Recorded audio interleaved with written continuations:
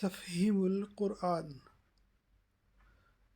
اعوذ باللہ من الشیطان الرجیم، بسم اللہ الرحمن الرحیم۔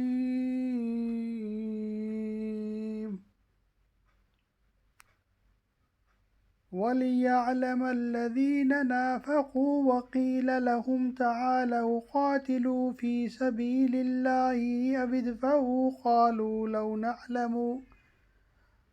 قالوا لو نعلم قتالا لاتبعناكم هم للكفر يومئذ أقرب منهم للإيمان يقولون بأفواههم ما ليس في قلوبهم والله أعلم بما يكتمون۔ سورہ آل عمران آیت نمبر 167۔ اور منافق کون؟ وہ منافق کہ جب ان سے کہا گیا آؤ اللہ کی راہ میں جنگ کرو یا کم از کم اپنے شہر کی مدافعت ہی کرو، تو کہنے لگے اگر ہمیں علم ہوتا کہ آج جنگ ہوگی تو ہم ضرور تمہارے ساتھ چلتے۔ یہ بات جب وہ کہہ رہے تھے اس وقت وہ ایمان کی بنسبت کفر سے زیادہ قریب تھے۔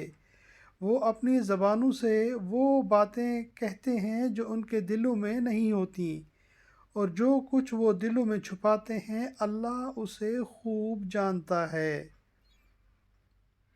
عبداللہ بن ابی جب 300 منافقوں کو اپنے ساتھ لے کر راستہ سے پلٹنے لگا تو بعض مسلمانوں نے جا کر اسے سمجھانے کی کوشش کی اور ساتھ چلنے کے لیے راضی کرنا چاہا، مگر اس نے جواب دیا کہ ہمیں یقین ہے کہ آج جنگ نہیں ہوگی، اس لیے ہم جا رہے ہیں، ورنہ اگر ہمیں توقع ہوتی کہ آج جنگ ہوگی تو ہم ضرور تمہارے ساتھ چلتے۔ صدق اللہ العظیم۔ اللہم صلی وسلم علی نبینا محمد وآل محمد۔